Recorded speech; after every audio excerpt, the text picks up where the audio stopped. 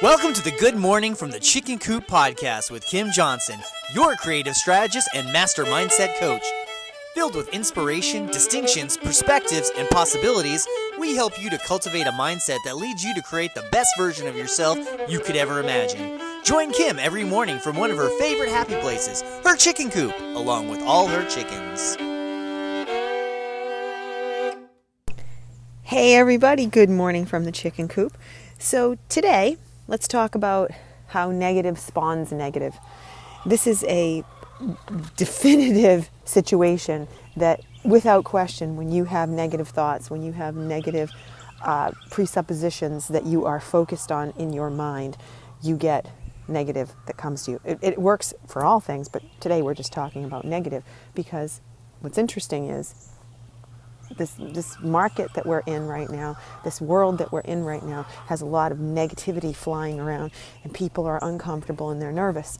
And because they're nervous, they're creating more things to be nervous about, because that's how that works, right? The more nerve-wracking things are, the more we create it. And we forget that that is something that is absolutely, without question, impossible to avoid. It is impossible to avoid to have negative thoughts consistently in your head and be a positive person.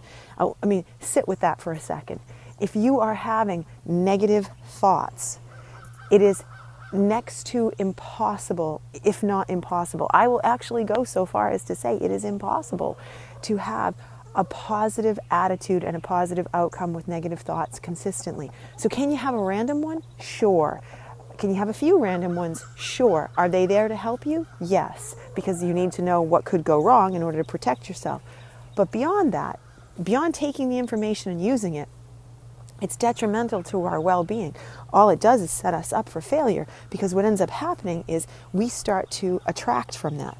So if any of you have read my book, Who's Driving Your Bus, you understand that whoever's driving predicates your entire experience. So if I have my negative Nancy driving the bus, and she's out there picking up all the things that could go wrong, worrying about the economy, worrying about business, worrying about how safe it is in school to send my son anywhere, worrying about everything that she possibly can, that driver of the bus is predicating the entire experience.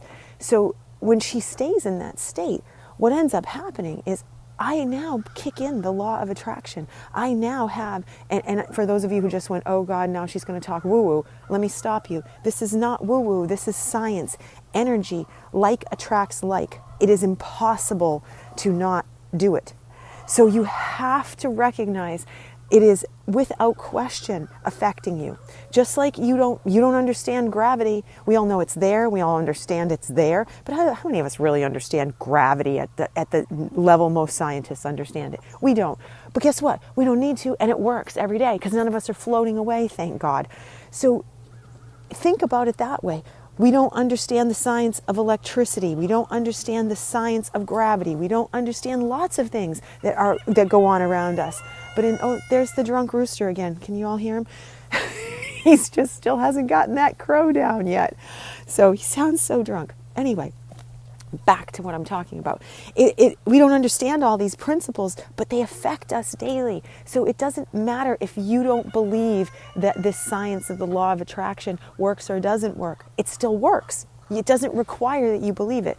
If you really want to utilize it to its fullest extent, you then have to say, okay, I want to use this to its fullest extent, understand it, and realize that whoever is driving that bus consistently, the one that's the most consistent will get you the results. So you have to really pay attention to the fact that you do not want to put the wrong drivers in the driver's seat.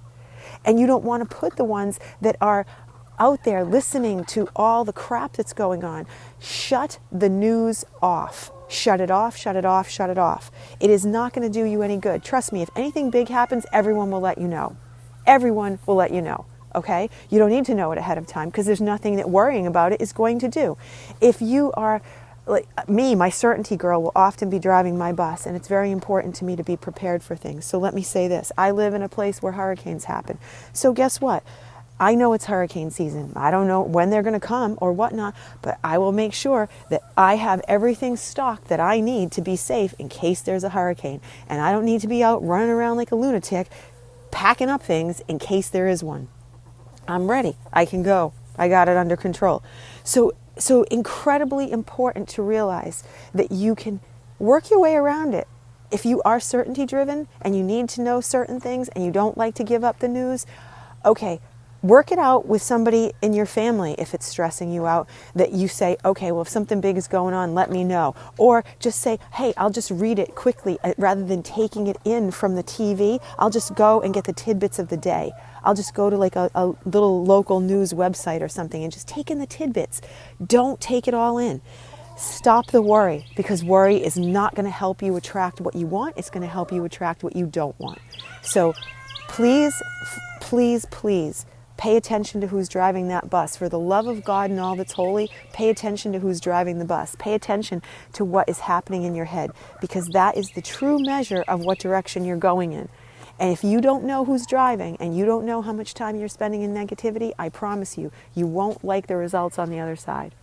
So I hope that you guys have a very, very blessed day, and I will see you all tomorrow. Bye.